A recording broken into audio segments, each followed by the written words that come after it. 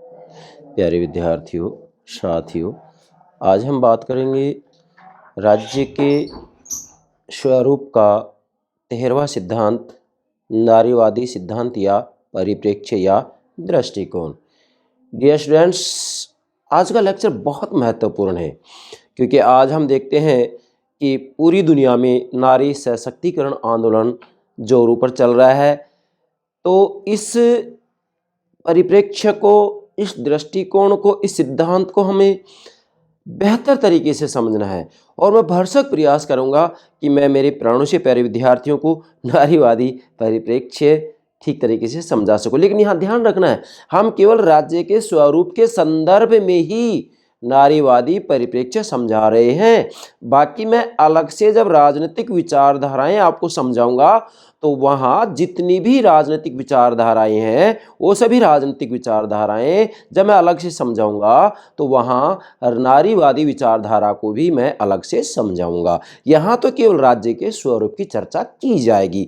हमें केवल ये देखना है कि नारीवादी परिप्रेक्ष्य राज्य के स्वरूप के बारे में क्या कहता है, अर्थात राज्य की प्रकृति, राज्य के कार्य और इसी के साथ में यहाँ पर व्यक्ति और राज्य के संबंधों के बारे में, वास्तविक रूप में राज्य का जो विशाल कार्य क्षेत्र है जिसके अंतर्गत स्त्री और पुरुष इनकी सहभागिता, मतलब राजनीतिक प्रक्रिया में, राजनीतिक निर्णयों में सहभागिता कितनी है, इस बात को लेकर के हम नारीवादी परिप्रेक्ष्य को समझाएंगे।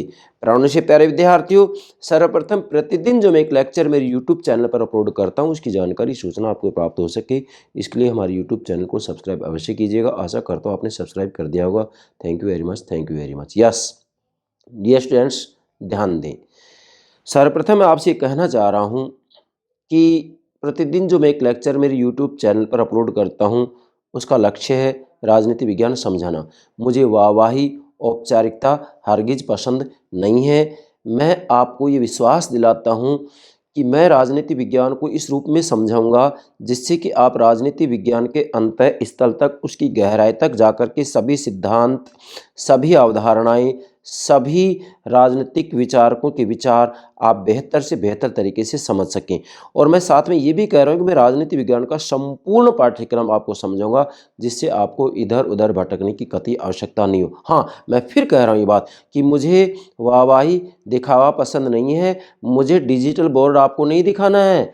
जैसा कि कुछ विद्यार्थी मुझसे यहाँ महाविद्यालय में बोलते हैं कि सर आप डिजिटल बोर्ड का प्रयोग कीजिएगा। नहीं भाई, मैं डिजिटल बोर्ड का प्रयोग हरगिज़ नहीं करूँगा। मैं जब तक पढ़ाऊँगा तब तक सामान्य बोर्ड का ही प्रयोग करूँगा, क्योंकि मुझे डिजिटल बोर्ड नहीं समझाना है आपको, मुझे तो राजनीति विज्ञान समझाना है। और मैं दावे के साथ कहता हूँ जो विद्यार्थी मेरे यूट्यूब चैनल से जुड़ गया है वो राजनीति विज्ञान में कभी विफल नहीं हो सकता। क्यों? क्योंकि मैं सभी अवधारणाओं को, सभी सिद्धांतों को, सभी राजनीतिक विचारकों के विचारकों को, अंतर्राष्ट्रीय राजनीति को, लोक प्रशासन को, अनुसंधान प्रविधि को, भारतीय राजनीतिक विचारकों को, पश्चिमी राजनीतिक विचारकों को, राजनैतिक सिद्धांतों को, अंतर्राष्ट्रीय कानून को, अंतर्राष्ट्रीय संगठन को, राजनीति विज्ञान से संबंधित जितने भी पेपर्स हैं उन सभी को मैं अच्छे से अच्छे रूप में समझाने का प्रयास करूंगा। यस डियर स्टूडेंट्स, ध्यान दें। राज्य के स्वरूप का 13वां सिद्धांत है नारीवादी सिद्धांत या परिप्रेक्ष्य। इसके बाद में इसका 14वां सिद्धांत और है, वो होगा बहुलवादी परिप्रेक्ष्य, जिसकी चर्चा हम कल करेंगे। तो कल राज्य के स्वरूप के जितने भी सिद्धांत या परिप्रेक्ष्य हैं वो समाप्त हो जाएंगे। उसके बाद में मैं अंतर्राष्ट्रीय राजनीति की शुरुआत करूंगा, क्योंकि काफ़ी लंबे समय से विद्यार्थी इंतजार कर रहे हैं कि सर आप अंतर्राष्ट्रीय राजनीति के सैद्धांतिक पक्ष को और व्यवहारिक पक्ष को अलग अलग समझाने का प्रयास करें। तो बेटा मैं अंतर्राष्ट्रीय राजनीति का सैद्धांतिक पक्ष और व्यवहारिक पक्ष ये अलग अलग रूप में समझाऊंगा, ये आपको ध्यान में रखना है। चलिए अब हम सबसे पहले इसकी पृष्ठभूमि बनाते हैं। बेटा वास्तव में जब हम राजनीतिक चिंतन के इतिहास का अध्ययन करते हैं तो राजनीतिक चिंतन के इतिहास में राज्य की प्रकृति, राज्य के कार्य, लक्ष्य, उद्देश्य, व्यक्ति और राज्य के संबंधों के बारे में समय समय पर विभिन्न प्रकार के सिद्धांत दिए गए हैं। इसी के साथ में जो विभिन्न सिद्धांत दिए गए इन सिद्धांतों को विविध परिप्रेक्ष्य की संज्ञा भी दी जाती है। जैसे कि मैंने यहाँ नोट किया है, राजनीतिक चिंतन के इतिहास में राज्य की प्रकृति, कार्यों तथा व्यक्ति और राज्य के संबंध में विभिन्न सिद्धांत प्रस्तुत किए गए। जिसमें से आज हम 13वां सिद्धांत ले रहे हैं जो कि स्त्री और पुरुष की चर्चा करेगा। अर्थात ये जो परिप्रेक्ष्य ये कहेगा कि वास्तविक रूप में शासन के अंग जो हैं जैसे व्यवस्थापिका, कार्यपालिका, न्यायपालिका और इसी के साथ में प्रशासन, इसके अंतर्गत महिला और पुरुष को बराबर बराबर अधिकार दिया जाना चाहिए, इसकी चर्चा करेगा। ये मतलब राजनीतिक प्रक्रिया के अंतर्गत जो सहभागिता हो वो स्त्री और पुरुष को बराबर बराबर दी जानी चाहिए। इसका जो सेंटर पॉइंट है वो ये होगा। तो राज्य की प्रकृति से जुड़े विविध परिप्रेक्ष्य कह सकते हैं। मतलब वास्तविक रूप में राज्य की प्रकृति, राज्य के कार्यक्षेत्र, व्यक्ति और राज्य के संबंधों के बारे में समय समय पर जो विभिन्न सिद्धांत दिए गए उन सिद्धांतों को विविध परिप्रेक्ष्य की संज्ञा भी दी जाती है या उन्हें विविध परिप्रेक्ष्य भी कहा जाता है। जैसा कि मैंने यहाँ नोट भी किया है, नारीवादी परिप्रेक्ष्य, इसे आप नारीवादी सिद्धांत भी कह सकते हैं, नारीवादी दृष्टिकोण भी कह सकते हैं। जैसा कि नाम से स्पष्ट हो रहा है कि नारीवादी परिप्रेक्ष्य या सिद्धांत की जो मुख्य चिंता है, इसका जो ध्यान का केंद्र बिंदु है वो है महिला की हीन स्थिति। अर्थात वास्तव में महिला और पुरुष को प्रत्येक क्षेत्र में बराबर बराबर का अधिकार मिलना चाहिए, ये बात कहता है नारीवादी परिप्रेक्ष्य, जैसा कि मैं इस डायग्राम के माध्यम से आपको समझाऊंगा। अब ध्यान देंगे बेटा, मैंने यहाँ लिखा है कि नारीवाद की जो चिंता है, मतलब नारीवाद की चिंता का मुख्य विषय समाज में स्त्रियों की स्थिति है। अर्थात जो नारीवादी परिप्रेक्ष्य है, नारीवादी सिद्धांत है, इसकी चिंता का जो विषय है, इसके चिंतन का जो केंद्र बिंदु है, चिंतन का जो केंद्रीय विषय है वो है समाज में नारी की स्थिति। अर्थात इसका कहना है कि समाज में नारी की जो स्थिति है वो हीन स्थिति है। अर्थात नारी को वास्तव में एक दास के तुल्य समझा जाता है, एक दासी के तुल्य समझा जाता है, नारी को एक उपकरण के रूप में समझा जाता है। और अगर राजनीतिक क्षेत्र की बात की जाए, प्रशासनिक क्षेत्र की बात की जाए, न्यायिक क्षेत्र की बात की जाए, तो ये परिप्रेक्ष्य या सिद्धांत ये कहता है कि वास्तव में महिला और पुरुष को बराबर बराबर अधिकार दिया जाना चाहिए। मतलब ये महिला की हीन स्थिति को सुधारना चाहता है और ये कहना चाह रहा है यहाँ कि महिला और पुरुष किसी भी दृष्टि से इनमें अंतर नहीं है। इसलिए शासन के अंगों में अर्थात व्यवस्थापिका, कार्यपालिका, न्यायपालिका और प्रशासन के अंतर्गत महिला और पुरुष को बराबर बराबर अधिकार दिया जाना चाहिए, ये बात कहना चाहते हैं परिप्रेक्ष्य। तो ध्यान दें, आप नोट करेंगे बेटा, देखिएगा मैंने आपके लिए जो नोट किया है इसलिए नोट किया है कि कुछ विद्यार्थी मुझे कहते हैं कि सर हमें नोट्स चाहिए, तो बेटा ये मैं नोट्स के लिए ही यहाँ नोट करता हूँ, अन्यथा मैं तो एक कोई भी टॉपिक लेकर के और उसकी व्याख्या बेहतर तरीके से कर सकता हूँ। लगातार मैं 1-1.5 घंटे तक उसको समझाने का मतलब बेहतर तरीके से प्रयास कर सकता हूँ और उसमें मुझे यहाँ लिखने की कोई आवश्यकता नहीं है। लेकिन बेटा ये जो नोट करता हूँ मैं केवल आपके लिए करता हूँ, जिससे कि मेरे प्राणों से प्यारे विद्यार्थी अपने नोट्स भी बना सकें। हाँ, जैसे कंप्लीट सिलेबस हो जाएगा राजनीति विज्ञान का, लगभग मुझे 1500-2000 के लगभग वीडियो अपलोड करने होंगे, उसके बाद मैं प्रतिदिन एक कॉन्सेप्ट लूँगा और उसको मतलब व्याख्या के माध्यम से ही, एक लेक्चर के माध्यम से ही आपको समझाने का प्रयास करूँगा। वहाँ पर मैं लिखने के लिए किसी भी रूप में आपको बाध्य नहीं करूँगा, परंतु ये तभी जबकि पूरा सिलेबस कंप्लीट हो जाएगा। मतलब सभी नोट्स मैं आपको उपलब्ध कराऊँगा, उसके बाद में मैं प्रतिदिन आपको फिर से वापस एक एक सिद्धांत को, अवधारणा को समझाने का प्रयास करूंगा, जिसमें केवल मैं लेक्चर ही दूंगा, बाकी जो ये बोर्ड है इसको इस तरीके से वहां पर नोट नहीं करेंगे। लेकिन फिर कह रहा हूं ये मैं केवल आपके लिए नोट करता हूं प्रतिदिन, जिससे कि आप व्यवस्थित रूप में अपने नोट्स बना सके। जैसा कि कुछ विद्यार्थी कहते हैं कि सर हमें अलग से नोट्स उपलब्ध कराइए, बेटा अलग से ज़रूरत कहाँ आ रही है, मैं ये नोट्स के लिए ही तो नोट करता हूँ आपके लिए, अन्यथा आवश्यकता क्या है। मुझे तो समझाना है नारीवादी परिप्रेक्ष्य, मैं इसको यदि मौखिक रूप में समझाने का प्रयास करूँ तो यहाँ पर मैं आपको 2 घंटे 2.5 घंटे तक लगातार इसका पूरा इतिहास से लेकर आज तक सारी बातें समझाऊँ। लेकिन बेटा हमारी व्यवस्था है कि हम व्यवस्थित रूप में आपको समझाने का प्रयास करते हैं। क्यों? क्योंकि इसका कारण है कि आप अपने नोट्स बना सकें। तो आप यहाँ पर जो मैंने लिखा है इसके आधार पर अपने नोट्स भी बना सकते हैं और एक एक सेंटेंस को यहाँ पर मैं एक एक शब्द को, एक एक वाक्य को समझाने का प्रयास करता हूँ। मतलब इसका एक्सप्लेन मैं इस रूप में करता हूँ जिससे कि सामान्य से सामान्य विद्यार्थी भी हमारे लेक्चर को आसानी से समझ सके। यस बेटा, फिर मैंने यहाँ लिखा है बेटा क्या कि जो नारीवादी परिप्रेक्ष्य है इसका जो मुख्य ध्यान है, ध्यान दे बेटा, नारीवादी परिप्रेक्ष्य का जो मुख्य ध्यान है वो ध्यान स्त्रीता और स्त्री गुण के अंतर की ओर खींचता है। मतलब नारीवादी परिप्रेक्ष्य या दृष्टिकोण जो है वो वास्तविक रूप में इसका जो ध्यान है वो स्त्रीत्व और स्त्री गुण के अंतर की ओर खींचता है। इसका कहना है कि स्त्रीत्व और स्त्री गुण में अंतर पाया जाता है। अब यहाँ स्त्रीत्व और स्त्री गुण क्या है पहले ये समझेंगे।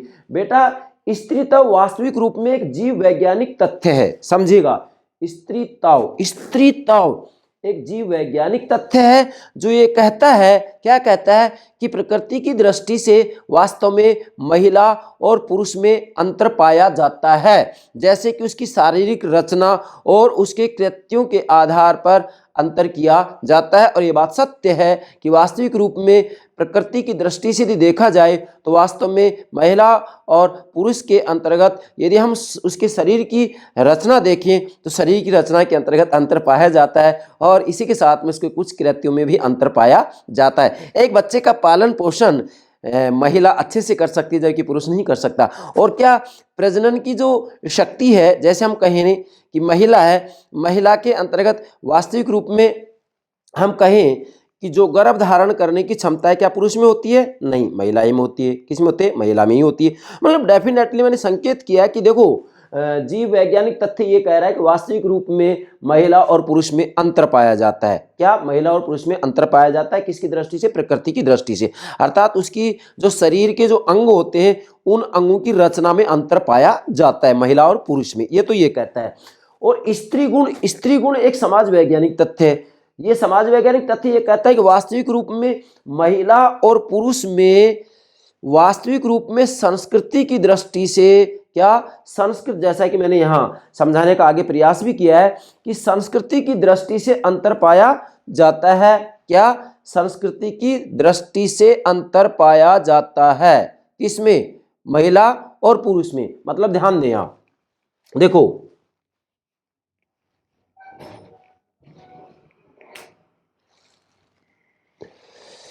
संस्कृति की दृष्टि से यहां अंतर पाया जा रहा है कि वास्तविक रूप में यह महिला और पुरुष, इसके अंतर्गत महिला की हीन स्थिति समाज की संस्कृति की देन है, ना कि प्रकृति की देन है, ये कहता है ये। बाकी मैं इनकी आगे व्यापक रूप में व्याख्या करूंगा। यहाँ तक केवल आपको इतना ही नोट करना है। देखो बेटा मैंने यहाँ लिख भी दिया है स्त्रीत्व और स्त्री गुण, यहाँ मैं डिटेल्स रूप में समझाऊंगा। ये तो आप डायग्राम के रूप में समझेंगे, नोट करेंगे। स्त्रीत्व जीव वैज्ञानिक तथ्य है और ये प्रकृति के ऊपर आधारित है। अर्थात यहाँ वास्तविक रूप में देखा जाए तो जैसे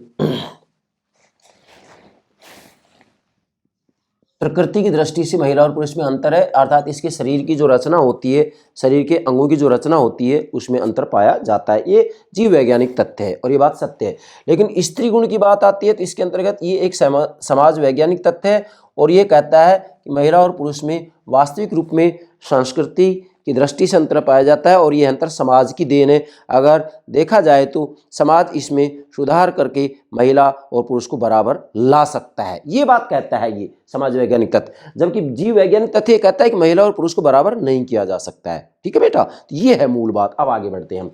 देखिएगा सबसे पहले मैंने यहाँ 3 विचारकों के नाम लिखे हैं, मनु, प्लेटो और जे.एस. मील। देखिएगा बेटा जे.एस. मील, सबसे पहले तो मैं आपको यहाँ थोड़ा सा बताना चाहूँगा कि जो मनु है वो भारत के प्राचीन राजनीतिक विचारक हैं जिन्होंने कि अपनी पुस्तक लिखी मनुस्मृति। मनु ने भी अपनी मनुस्मृति में महिला की स्थिति का उल्लेख किया है, लेकिन मनु महिला के बारे में कहता है कि महिला का कार्यक्षेत्र घर की 4 दीवारी है। मतलब मनु महिला को घर की 4 दीवारी के अंतर्गत कैद रखना चाहता है।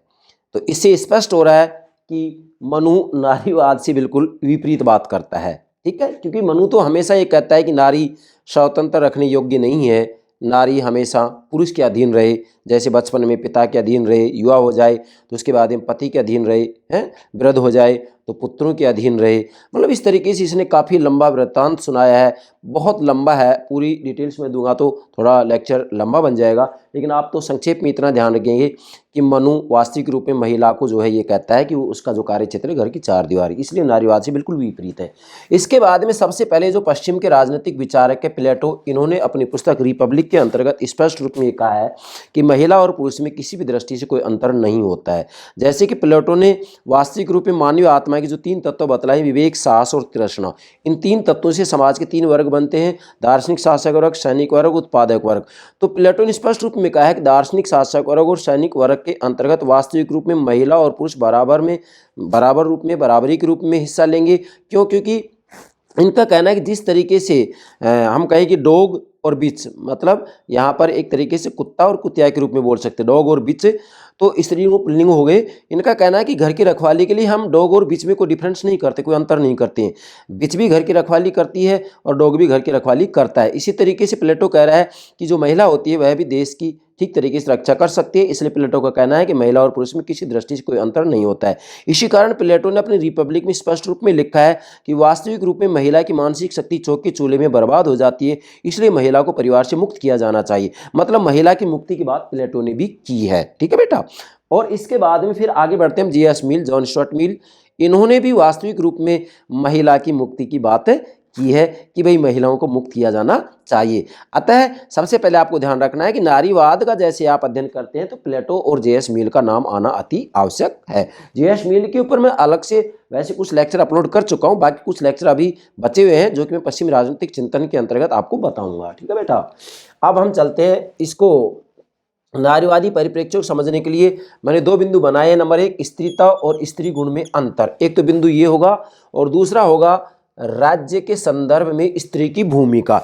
इन 2 बिंदु के आधार पर हम नारीवादी परिप्रेक्ष्य को समझेंगे बेहतर तरीके से। अगर ये सारी बातें क्लियर होगी तो नारीवादी परिप्रेक्ष्य के अंतर्गत किसी भी रूप में कहीं से भी कोई प्रश्न पूछा जाए आपका आंसर गलत नहीं हो सकता। चलिए बेटा, स्त्रीता और स्त्री गुण में अंतर नंबर 1 बिंदु नारीवादी परिप्रेक्ष्य को समझने के लिए।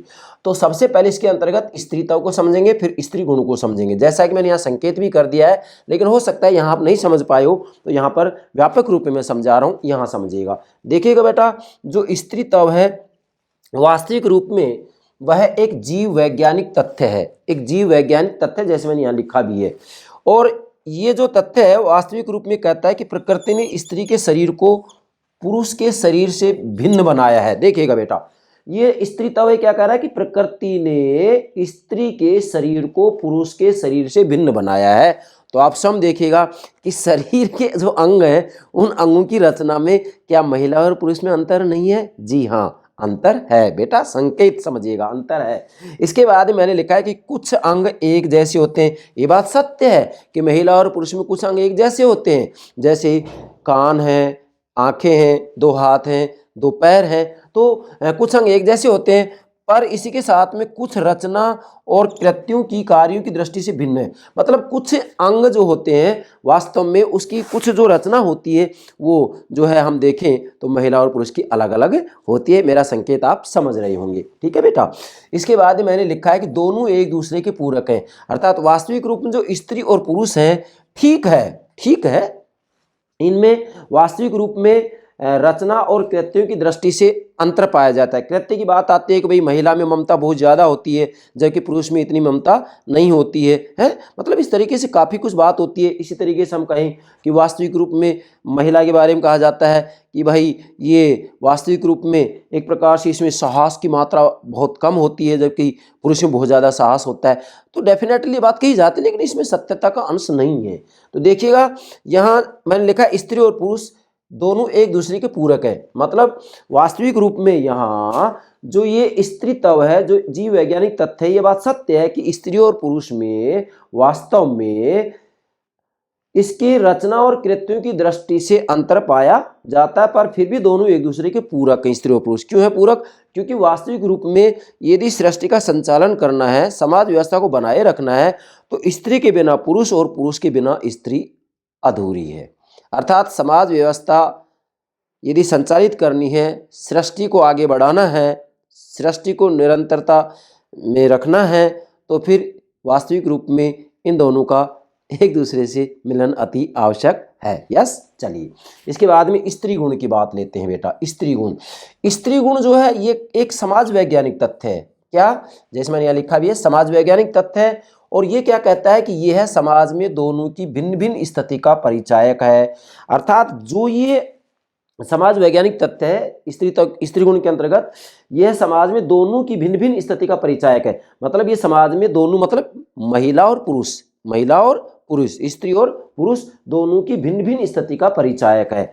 और इसका दावा है कि समाज में स्त्री को हीन स्थिति और यथार्थ मूल्यवत्ता की उपेक्षा की जाती है। ध्यान दीजिएगा, मतलब देखो ये जो समाज वैज्ञानिक तथ्य ये कह रहा है कि ये समाज में दोनों की भिन्न भिन्न स्थिति का जो है परिचायक है। मतलब ये समाज में वास्तविक रूप में महिला और पुरुष की अलग अलग स्थिति के बारे में बताता है। और ये कह रहा है, मतलब इसका दावा है, क्या दावा है, नारीवादियों का दावा है कि समाज में स्त्री की हीन स्थिति होती है और यथार्थ मूल्यवत्ता की उपेक्षा की जाती है। वास्तविक रूप में देखा जाए तो पुरुष को प्रधानता दी जाती है, जबकि महिला को प्रधानता नहीं दी जाती है और महिला को हीन स्थिति से देखा जाता है। आज भी आप देख सकते हैं, जबकि हम शिक्षा की दृष्टि से बहुत आगे बढ़ गए हैं, तकनीकी दृष्टि से आगे बढ़ गए हैं, वैज्ञानिक दृष्टिकोण से भी हमने बहुत ज़्यादा विकास कर लिया, लेकिन फिर भी आज हम देख सकते हैं ग्रामीण परिवेश के अंतर्गत भी वास्तविक रूप में हम कहें तो महिलाओं को हीन स्थिति का दर्जा प्राप्त है। महिलाओं के साथ अभद्र व्यवहार भी किया जाता है, महिलाओं को एक साधन उपकरण दासी के तुल्य समझा जाता है, जो कि उचित नहीं है। फिर मैंने लिखा है कि समाज में युग युगांतर से स्त्री की हीन स्थिति अन्याय की उदाहरण है। अब ध्यान दीजिएगा, मतलब नारीवादी कहते हैं कि वास्तविक रूप में समाज में युग युगांतर से स्त्री की हीन स्थिति रही है, अर्थात प्रारंभ से ही स्त्री की जो स्थिति रही है वह हीन रही है। स्त्री हमेशा से ही पुरुष के अधीन रही है, पुरुष प्रधान परिवार रहे हैं, परिवार के अंतर्गत पुरुष की ही सत्ता होती है।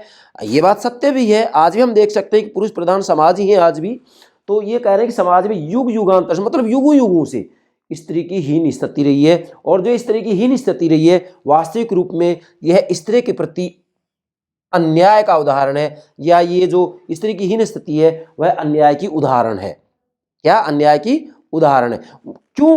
क्योंकि युगों युगों से स्त्री की स्थिति को हीन माना गया है। भाई हम कहीं पर भी किसी भी रूप में देख सकते हैं, वास्तविक रूप में आज भी हम देखते हैं कि परिवार के अंतर्गत जब किसी परिवार में महिला की बात किसी भी रूप में मान ली जाती है, महिला को निर्णय लेने में सहभागी किया जाता है परिवार में, तो काफ़ी पुरुष ये बोल देते हैं कि भाई ये परिवार विकास नहीं कर सकता क्योंकि इस परिवार के अंतर्गत महिला की चलती है। अरे भाई ये कोई तर्क है? नो, महिला और पुरुष बराबर के हिस्सेदार हैं, तो महिला की ऐसी स्थिति नहीं होनी चाहिए। यस, इसके बाद में फिर मैंने लिखा है, अब ये समझ में आ गया स्त्रीता और स्त्री गुण दोनों, ये समझना जरूरी है।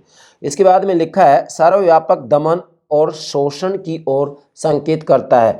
मतलब यहाँ जो नारीवादी परिप्रेक्ष्य है ये कहता है कि वास्तविक रूप में जो महिला है उस महिला का सर्वव्यापक रूप में दमन किया जाता रहा है और इसी के साथ में उसका शोषण किया जाता रहा है युगों युगों से। मतलब मैंने लिखा है सर्वव्यापक दमन किया जाता है और शोषण की ओर संकेत करता है, अर्थात जो नारीवादी परिप्रेक्ष्य है वह महिला के दमन और शोषण की ओर संकेत करता है और इसका कहना है कि युगों युगों से महिला का शोषण किया गया है। ये बात सत्य है। अब यहाँ एक शब्द आ गया है कि शोषण, तो शोषण किसे कहेंगे? ध्यान देंगे, जब एक पक्ष दूसरे पक्ष की व्यवस्था का फायदा उठाकर उसकी क्षमताओं को अपने स्वार्थ की पूर्ति का साधन बनाता है तो उसे शोषण की संज्ञा दी जाती है। तो यहां पर नारीवादी ये कह रहे हैं कि वास्तविक रूप में पुरुष महिला की व्यवस्था का फायदा उठा करके अपने स्वार्थों की पूर्ति करता है और महिला को एक उपकरण समझता है, एक साधन समझता है, एक दासी के तुल्य समझता है, उसे हीन स्थिति से देखता है, उसे हे दृष्टि से देखता है।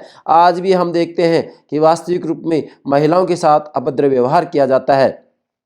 यदि दहेज की बात आती है, कहीं दहेज कम दिया जाता है तो ऐसी स्थिति में दहेज के कारण कुछ महिलाओं को अपनी जान तक गंवानी पड़ती है। तो नारीवादी परिप्रेक्ष्य की सिद्धांत की बात पूर्णतया सत्य है कि नारी को वास्तविक रूप में जो है साधन समझा जाता है, अर्थात वास्तविक रूप में नारी का आज भी शोषण किया जाता है और युगों युगों से शोषण किया जाता रहा है। तो नारीवाद यही तो बात कह रहा है। क्या कह रहा है? कि महिला और पुरुष को बराबर बराबर अधिकार मिलना चाहिए प्रत्येक क्षेत्र में, और किसी भी रूप में जो पुरुष है वो महिला को साधन ना समझे, उपकरण ना समझे, उसको शोषण का एक यंत्र ना समझे। ध्यान दीजिएगा क्या कहा है मैंने, उसको शोषण का यंत्र या उपकरण ना समझे, ये कहता है नारीवादी परिप्रेक्ष्य। यस, सत्य है बात। आगे बढ़ते हैं बेटा हम। नारीवाद के समर्थक, अब ध्यान देंगे, नारीवाद के समर्थक तर्क देते हैं। क्या तर्क देते हैं?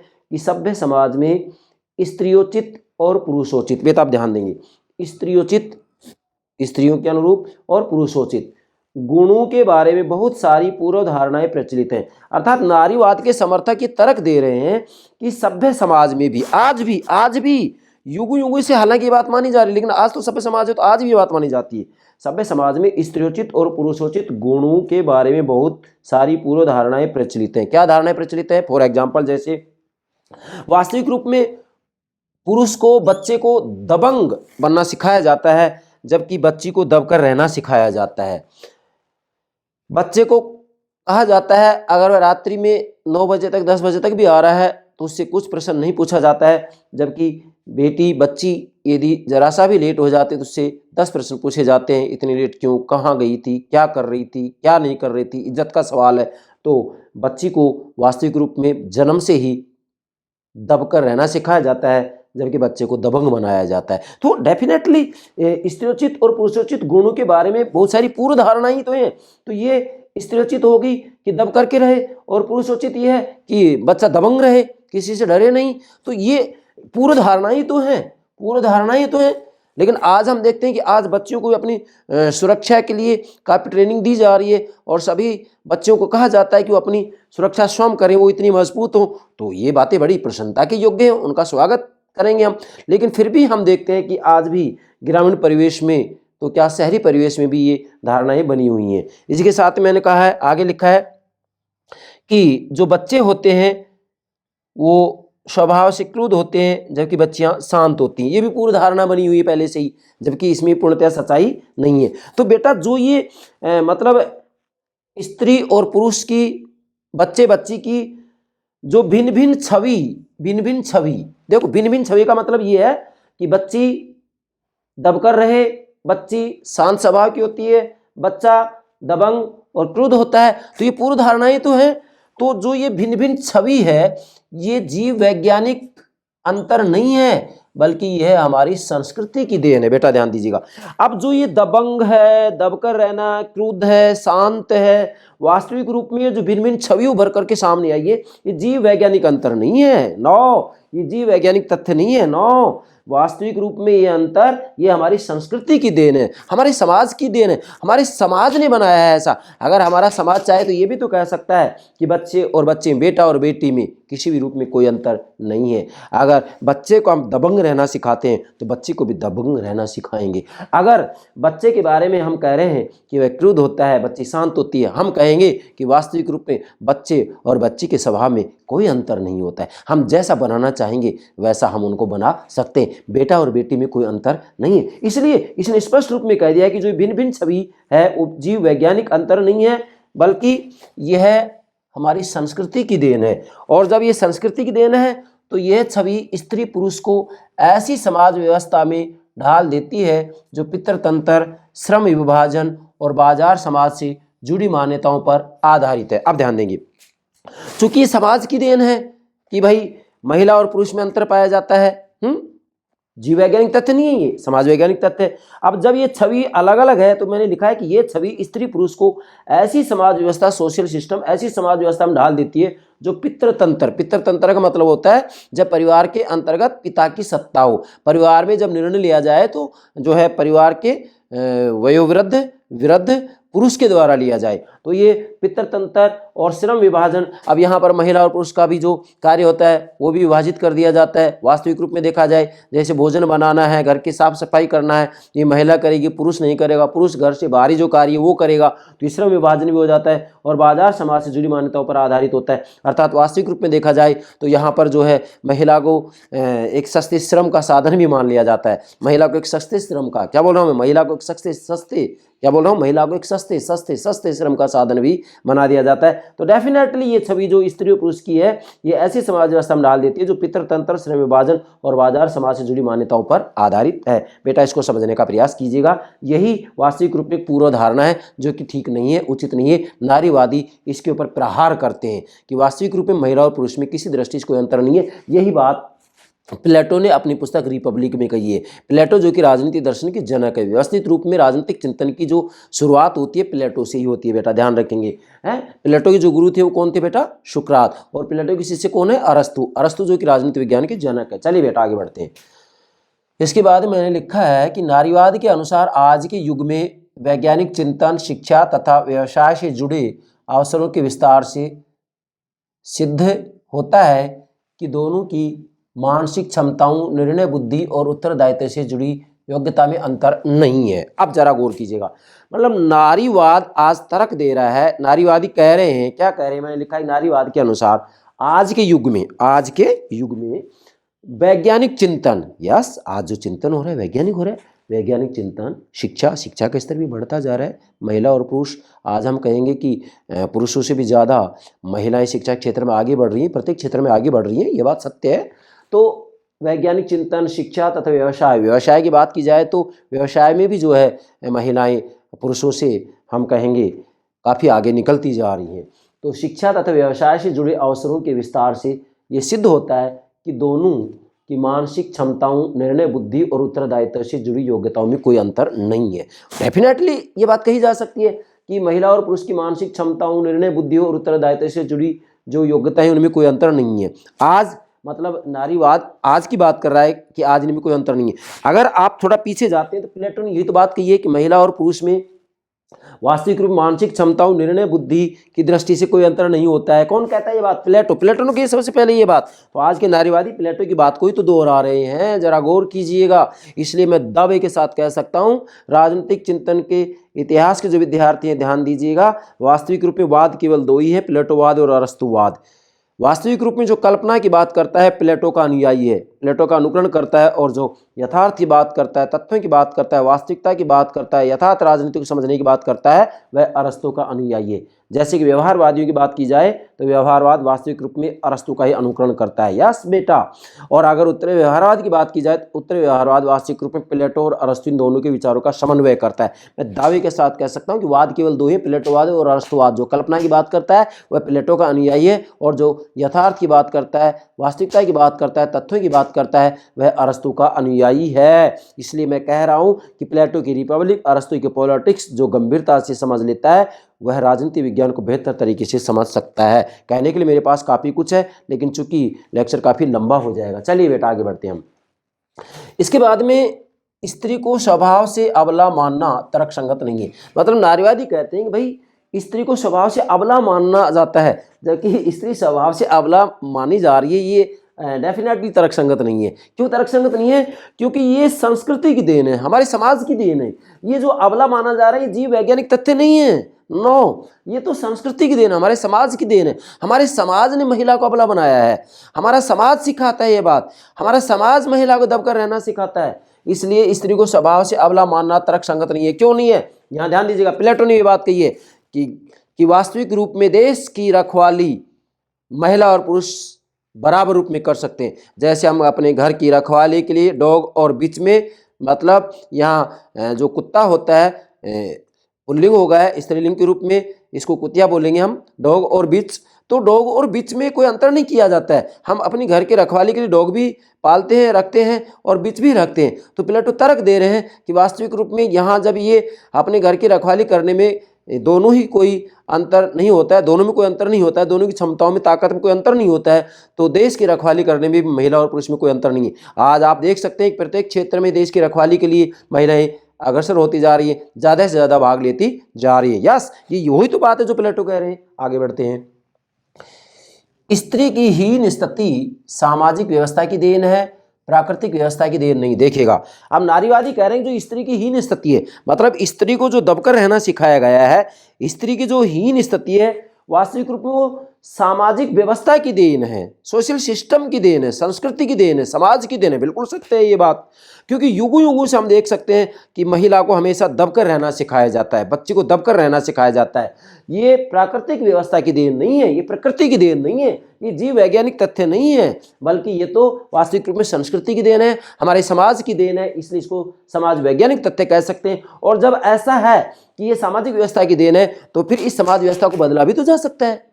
और कैसे बदला जा सकता है कि शासन के अंगों के अंतर्गत या प्रत्येक क्षेत्र के अंतर्गत महिला और पुरुष को बराबर का अधिकार दिया जाना चाहिए और महिलाओं को अर्थात बच्चियों को वास्तविक रूप में बचपन से ही बराबर माना जाए। ये नहीं माना जाए कि जो बच्चे का जन्म होता है, बेटे का जन्म होता है तो कह देते हैं कि ये मूल्यवान संपदा है, और बच्ची का जन्म होता है तो कह देते हैं कि ये पराया धन है। नो, बच्ची पराया धन नहीं है, ये नहीं मानना चाहिए। तो ये पूर्व धारणाएं हैं, ये विकृत मानसिकता का परिचायक है, ऐसा नहीं होना चाहिए। नारीवादी ये बात कहते हैं। चलिए बेटा आगे बढ़ते हैं।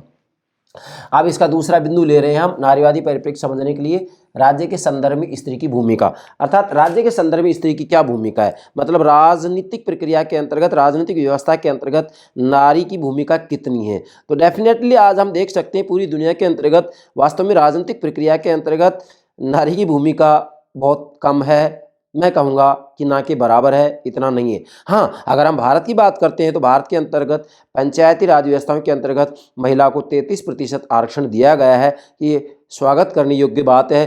तो ऐसी स्थिति में मैं कह सकता हूँ कि नारीवादी यहाँ एक तर्क देते हैं कि भाई महिला और पुरुष को शासन के अंगों में अर्थात व्यवस्थापिका, कार्यपालिका, न्यायपालिका में, प्रशासन के अंतर्गत बराबर की हिस्सेदारी दी जानी चाहिए। क्या बेटा? बराबर की हिस्सेदारी दी जानी चाहिए। 50% महिला, 50% पुरुष, इनके स्थान निश्चित किए जाने चाहिए। नारीवादी ये बात कहते हैं। चलिए अब यहाँ सबसे पहले ये समझेंगे कि राज्य क्या है। राज्य उन संस्थाओं का समुच्चय है जिन्हें निर्दिष्ट भू क्षेत्र में विधि सम्मत बल प्रयोग का एकाधिकार प्राप्त हो। सबसे पहले तो ये नोट करेंगे आप। राज्य मतलब इस संदर्भ में राज्य का क्या अर्थ है कि राज्य के संदर्भ में स्त्री की भूमिका, मतलब राज्य के संदर्भ में स्त्री क्या भूमिका है। इसका मतलब क्या है कि राज्य उन संस्थाओं का समुच्चय है जिन्हें निर्दिष्ट भू क्षेत्र में, जो निश्चित भूभाग है, निर्दिष्ट भू क्षेत्र में विधि सम्मत बल प्रयोग का एकाधिकार प्राप्त है। अब विधि सम्मत बल प्रयोग का जो एकाधिकार प्राप्त है, इसके अंतर्गत वास्तविक रूप में जो विधि सम्मत बल प्रयोग है, जो कानून बनाए जा रहे हैं, कानून को लागू किया जा रहा है, न्यायिक निर्णय लिए जा रहे हैं, उनमें महिलाओं को कितने रूप में भाग लेने दिया जा रहा है, ये बात समझनी है हमें। तो बेटा ध्यान दें, राज्य के दो प्रधान लक्षण होते हैं। नंबर एक, राज्य शक्ति प्रयोग का उपकरण है। नंबर एक क्या है? राज्य शक्ति प्रयोग का उपकरण है। डेफिनेटली राज्य शक्ति प्रयोग का उपकरण है, अर्थात राज्य के द्वारा वास्तविक रूप में जो है सेना, पुलिस बल, इनका प्रयोग किया जाता है डेफिनेटली व्यवस्था बनाए रखने के लिए।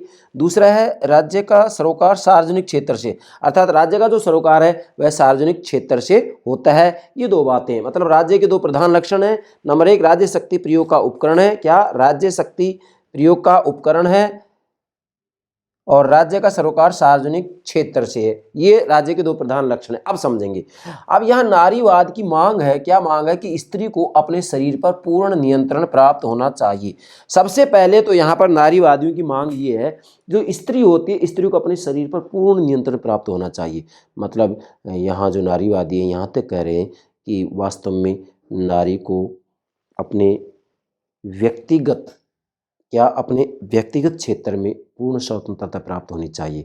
जैसे कि नारीवादी यहाँ तक कहते हैं कि यौन संबंध जैसे विषयों में भी जो है नारी को पूर्ण रूप में स्वतंत्रता है कि वह अपने पति से संपर्क करती है या नहीं करती है। इसमें पत्नी को विवश नहीं किया जाना चाहिए। बड़ी गंभीर बातें लिखी इन्होंने। कुछ बातें ऐसी भी कही हैं जो कि स्वीकार करने योग्य नहीं है, क्योंकि यदि ये बातें स्वीकार कर ली जाएंगी तो फिर समाज व्यवस्था का मैं कहूँगा कि विध्वंस हो जाएगा, समाज व्यवस्था समाप्त हो जाएगी। बाकी कुछ बातें स्वीकार करने योग्य हैं। चलिए बेटा, इसके बाद में आगे लिखा है कि दोनों को बराबर का दर्जा दिलाना नारीवादी चिंतन और आंदोलन का लक्ष्य है। अब ध्यान देंगे बेटा, वास्तविक रूप में महिला और पुरुष को बराबर का दर्जा दिलाना नारीवादी चिंतन और आंदोलन का लक्ष्य है। मतलब जो नारीवादी चिंतन है, नारीवादी आंदोलन है, उनका मूल लक्ष्य क्या है कि महिला और पुरुष को बराबर का दर्जा दिया जाए।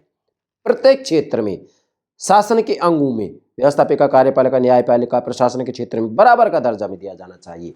अब यहाँ क्या है कि सबसे पहले दो ब्रिटिश महिलाएं, जिनका नाम है मेरी वॉलस्टनक्राफ्ट, बेटा ध्यान देंगे, सबसे पहले दो ब्रिटिश महिलाएं कौन कौन? मेरी वॉलस्टनक्राफ्ट और हैरियट टेलर। ध्यान देंगे, हैरियट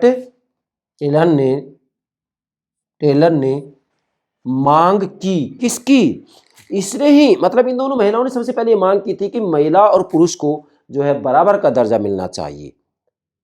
कहाँ दे बराबर का दर्जा? प्रत्येक क्षेत्र में। जैसे शासनिक अंगों की बात आती है, व्यवस्थापिका, कार्यपालिका, न्यायपालिका के अंतर्गत, यस है, प्रशासन के अंतर्गत। मतलब डेफिनेटली कह रहे हैं कि भाई राजनीतिक सहभागिता की बात आती है तो महिला और पुरुष को बराबर का अधिकार दिया जाना चाहिए। तो सबसे पहले ये बात किसने उठाई थी? मेरी वालस्टनक्राफ्ट और हैरियट टेलन ने, ठीक है। इसके बाद में आगे बढ़ते हैं हम, एक विचारक है जिसका नाम पहले भी यहाँ आ गया है, J.S. मिल, जॉन स्टुअर्ट मिल। J.S. मिल ने अपनी एक बहुत महत्वपूर्ण पुस्तक लिखी है, सब्जेक्शन ऑफ वीमेन, नारी की पराधीनता, 1869 में लिखी है। इस पुस्तक में इन्होंने तर्क दिया कि नारी, मतलब J.S. मिल ने, फिर से दोहरा रहा हूँ, J.S. मिल ने अपनी कृति मतलब अपनी पुस्तक रचना, क्या? सब्जेक्शन ऑफ वीमेन, ये एग्जाम पूछ लिया जाता है, नारी की पराधीनता 1869 में लिखी है। इसके अंतर्गत इन्होंने नारी अधिकार की, मैंने संक्षेप में लिख दिया यहाँ, नारी मतलब अधिकार, नारी अधिकार की शानदार वकालत की है और ये कहा है कि नारी को प्रत्येक क्षेत्र में अधिकार दिया जाना चाहिए, नारी पुरुष से किसी भी रूप में कम नहीं है। हालांकि सबसे पहले ये बात यदि देखा जाए तो प्लेटो ने अपनी पुस्तक रिपब्लिक में लिख दी थी। मैं बार बार ये बात कह रहा हूं, आपको ध्यान रखना है। चलिए बेटा अब आगे बढ़ते हैं। अब यहाँ बहुत महत्वपूर्ण बात आ रही है, आमूल परिवर्तनवादी नारीवादी, बेटा नोट करेंगे पॉइंट, आमूल परिवर्तनवादी नारीवादी, मतलब ये नारीवाद का एक प्रकार होगा जो कि आमूलचूल परिवर्तन करना चाह रहा है। ये क्या कह रहा है? इसने तर्क दिया है कि लिंग पर आधारित भेदभाव को समाप्त किया जाए। क्या? कि लिंग पर आधारित भेदभाव को समाप्त किया जाए। ध्यान देंगे बेटा, लिंग पर आधारित भेदभाव को समाप्त किया जाए, अर्थात महिला और पुरुष में जो लिंग के आधार पर भेदभाव किया जाता है उसको पूर्ण रूप में समाप्त किया जाए और प्रत्येक क्षेत्र में महिला और पुरुष को बराबर का अधिकार दिया जाना चाहिए। चाहे मताधिकार की बात हो, प्रशासन की बात हो, कार्यपालिका की बात हो, व्यवस्थापिका की बात हो, न्यायपालिका की बात हो, कोई भी बात क्यों ना हो, प्रत्येक क्षेत्र में, यहाँ तक कि परिवार के अंतर्गत, परिव्यवस्था के संचालन के अंतर्गत भी महिला और पुरुष को बराबर का अधिकार होना चाहिए। यही वजह है कि आज आप भारत के अंतर्गत देख सकते हैं कि पिता की संपत्ति होती है, संपत्ति के ऊपर वास्तविक रूप में पुत्र और पुत्री का बराबर का अधिकार होता है। हमारे भारत में कानून बना दिया गया है 2005 के अंतर्गत, ये जैसा कि मैंने नीचे नोट भी कर रखा है। यस बेटा आगे बढ़ते हैं। अगली बात आती है नारीवाद की समाजवादी धारा। अब ध्यान देंगे, इसके बाद में नारीवाद की जो समाजवादी धारा है, समाजवादी धारा का तर्क है कि स्त्रियों का शोषण पूंजीवादी शोषण का अंग है। बेटा ध्यान देंगे, मतलब नारीवाद की जो समाजवादी धारा है वो कह रहा है कि स्त्रियों का शोषण पूंजीवादी शोषण का अंग है।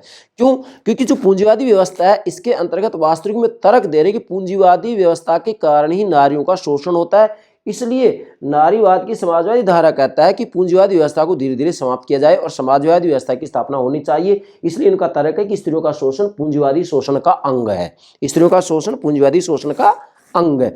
जिस तरीके से पूंजीवाद के अंतर्गत वास्तविक रूप में जो निर्धन होते हैं, जो मजदूर होते हैं, उनके श्रम का नाजायज फायदा उठाया जाता है और उनको वेतन बहुत कम दिया जाता है, उसी प्रकार से वास्तविक रूप में महिला को भी एक सस्ते श्रम का साधन माना जाता है और उसे कम वेतन दिया जाता है और ज़्यादा काम कराया जाता है। नेक्स्ट, इसके बाद मैंने लिखा समलैंगिक स्त्रीवाद के समर्थक। बेटा ध्यान देंगे, समलैंगिक स्त्रीवाद के समर्थक तर्क देते हैं कि विषम लिंग रति की प्रवृत्ति दमन का मुख्य कारण है।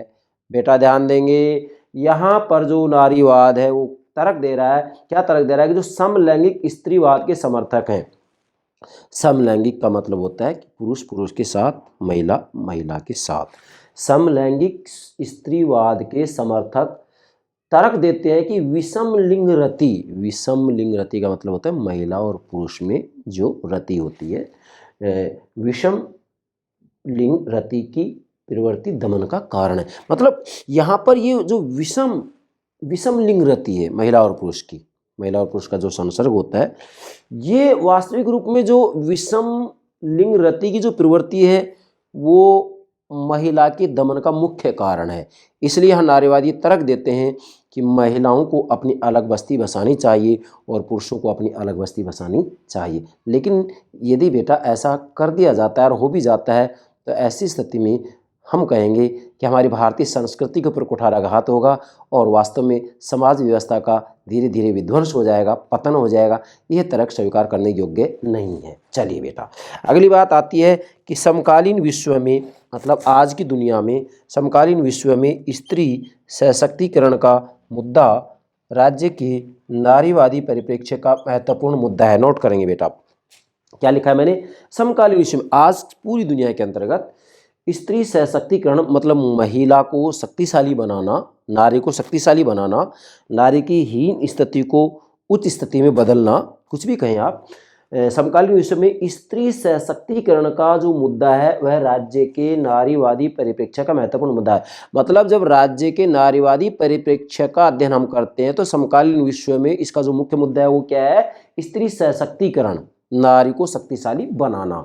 और फिर यहाँ लिखा है कि यहाँ पर जो ये समकालीन विश्व में जो नारी सशक्तिकरण की बात आ रही है, ये शासन के अंगों में 50% हिस्सा मिलना चाहिए। अर्थात यहाँ पर जो नारीवादी परिप्रेक्ष्य है वो ये कह रहा है कि शासन के अंगों में 50% हिस्सा मिलना चाहिए। शासन के अंगों का मतलब व्यवस्थापिका, कार्यपालिका, न्यायपालिका, प्रशासन के अंतर्गत महिलाओं को 50% बराबर का हिस्सा मिलना चाहिए। मतलब महिला और पुरुष को 50-50%, आधा आधा हिस्सा दिया जाना चाहिए। मतलब महिला और पुरुष को बराबर बराबर अधिकार दिए जाने चाहिए, ये बात कहता है ये।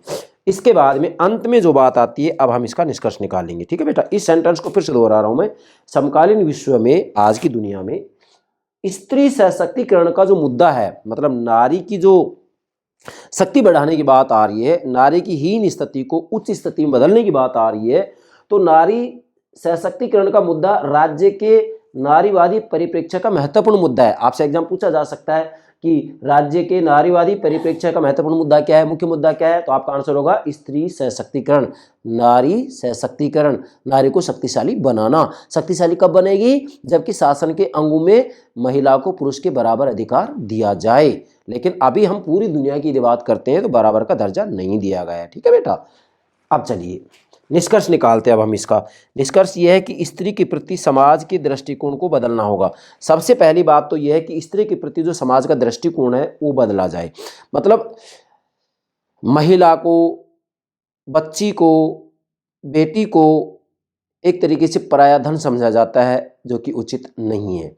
जबकि बेटे का जन्म होता है तो बड़ी प्रसन्नता जाहिर की जाती है, और बच्ची का जन्म होता है तो घर का जो वृद्ध होता है उसका भी चेहरा मायूस हो जाता है। ऐसा नहीं होना चाहिए।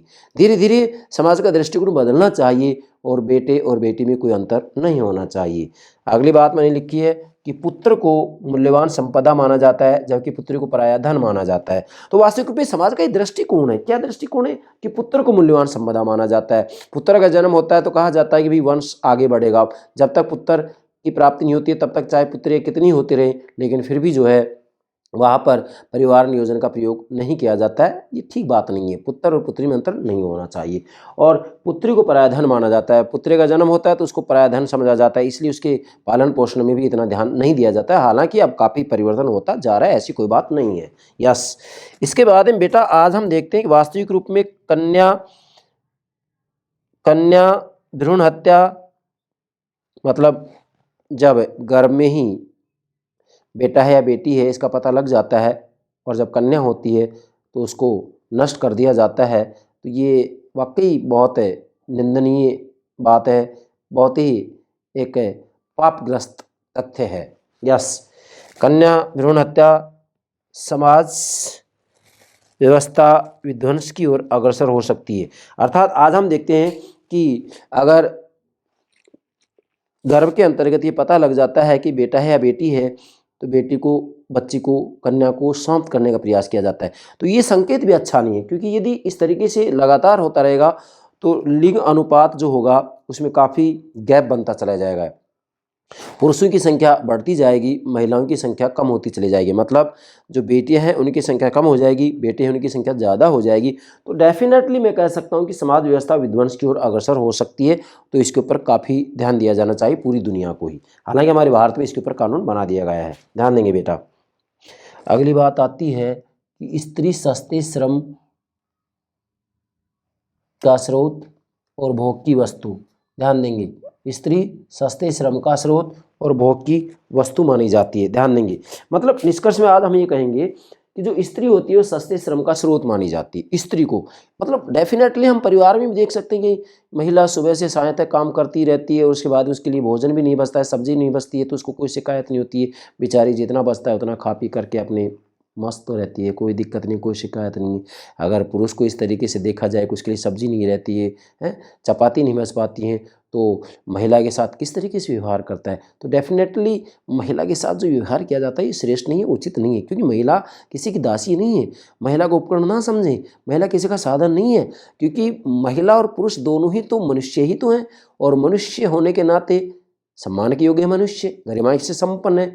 किसी भी स्थिति में मनुष्य को किसी का उपकरण नहीं बनाया जा सकता है किसी भी सांसारिक साधन से। तो यहाँ तो सांसारिक साधन ही तो इनको अलग अलग बना रहा है, लिंग के आधार पर भेदभाव किया जा रहा है और महिला को उपकरण बनाया जा रहा है, साधन बनाया जा रहा है। लेकिन हम कह रहे हैं कि मनुष्य मनुष्य होने के नाते सम्मान के योग्य है, गरिमा से संपन्न है, इसे किसी भी सांसारिक साधन से नहीं तोड़ा जा सकता, चाहे लिंग के आधार पर ही क्यों ना हो। अगर लिंग के आधार की बात आती है तो महिला और पुरुष में किसी भी दृष्टि से कोई अंतर नहीं माना जाना चाहिए।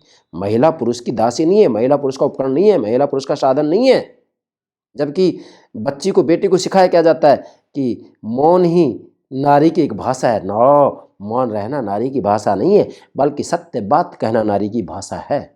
उसको चुप रहना, उसको दबा कर रखना, उसको विवश करना, ये एक अच्छे समाज के संकेत नहीं है। चलिए बेटा आगे बढ़ते हैं हम।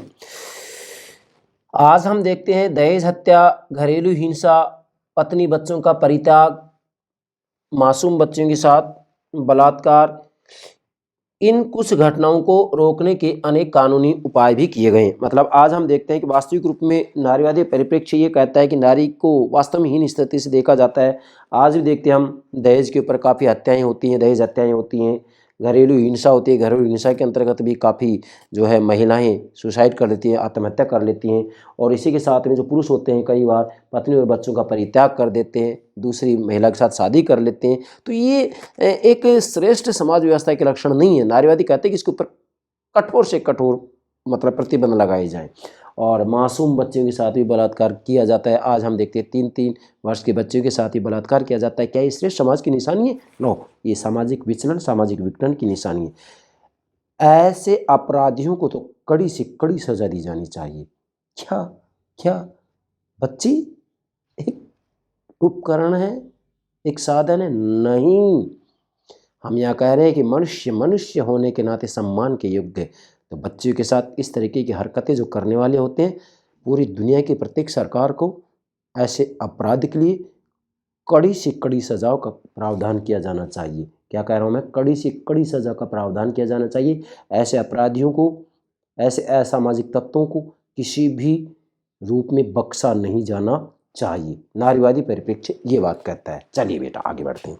इन घटनाओं को रोकने के अनेक कानूनी उपाय किए गए। मैं एग्जाम्पल दे रहा हूँ, ये तो बाकी दुनिया भर के, मतलब जितनी भी जो घटनाएं इनको रोकने के लिए काफ़ी कानून बनाए गए हैं। जैसे मैं एग्जाम्पल के रूप में दूंगा, जैसे 1994 में लिंग परीक्षण के ऊपर प्रतिबंध लगा दिया गया है कि भी महिला के गर्भ में बच्चा है कि बच्ची है, इसका परीक्षण कराना कानूनी अपराध है।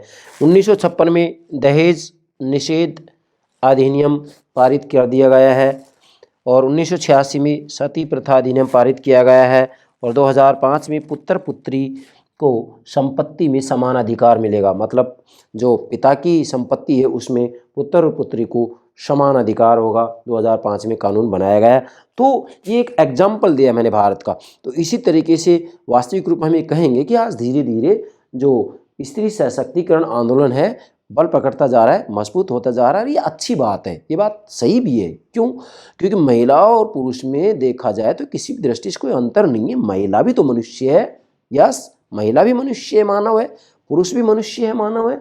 तो मनुष्य मनुष्य होने के नाते सम्मान के योग्य है, उसे किसी भी सांसारिक साधन से नहीं तोला जा सकता है। अब यहाँ लिंग के आधार पर जो भेदभाव किया जा रहा है एक सांसारिक साधन ही तो है। तो ऐसी स्थिति में वास्तविक रूप महिला और पुरुष में किसी भी रूप में कोई भेदभाव नहीं किया जाना चाहिए। महिला किसी भी रूप में पुरुष का उपकरण या साधन नहीं है। बल्कि महिला और पुरुष ये दोनों एक दूसरे की पूरक है और समाज व्यवस्था का श्रेष्ठ रूप में संचालन तभी हो सकता है जबकि दोनों को प्रत्येक क्षेत्र में बराबर का दर्जा दिया जाए, बराबर का हिस्सा दिया जाए।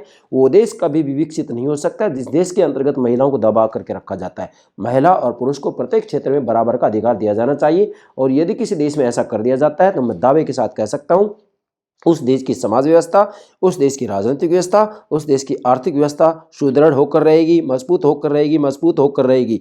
मैं यहाँ अंत में मनु के शब्दों को दोहराना चाहूँगा। हालांकि मनु ने दो तरफा बात की, एक तरफ कहा है कि महिला का कार्यक्षेत्र घर की चार दीवारी, लेकिन दूसरी तरफ उन्होंने एक बात और कही है कि जिस घर में महिला का सम्मान नहीं होता उस घर में देवताओं का वास नहीं होता। मतलब जिस घर में महिला का सम्मान नहीं होता उस घर में कभी शांति स्थापित नहीं हो सकती। तो ये बात हमें स्वीकार करनी है और अगर ये बात स्वीकार करनी है मनु की तो दावे के साथ कह सकते हैं कि महिलाओं का सम्मान होना चाहिए, होना चाहिए, होना चाहिए और महिलाओं का सम्मान होना चाहिए। तो महिला और पुरुष में वास्तविक रूप में किसी भी दृष्टि से कोई अंतर नहीं किया जाना चाहिए और महिलाओं को पुरुषों की तरह राजनीति में, राजनीतिक प्रक्रिया में, राजनीतिक सहभागिता में, शासन के अंगों में, व्यवस्थापिका, कार्यपालिका, न्यायपालिका में, प्रशासन के अंतर्गत बराबर का हिस्सा दिया जाना चाहिए, बराबर का अधिकार दिया जाना चाहिए। यही कहता है नारीवादी परिप्रेक्ष्य। मुझे पूरा विश्वास है आप नारीवादी परिप्रेक्ष्य को ठीक से समझ गए होंगे और कल हमारा राज्य के स्वरूप के ऊपर अंतिम जो परिप्रेक्ष्य होगा वो होगा बहुलवादी परिप्रेक्ष्य। उसके बाद में परसों से मतलब बहुलवादी परिप्रेक्ष्य के बाद में हम अंतर्राष्ट्रीय राजनीति का श्री गणेश करेंगे जिसका कि काफ़ी समय से बच्चे इंतजार कर रहे हैं। यस बेटा, okay, thank you very much, thank you very much.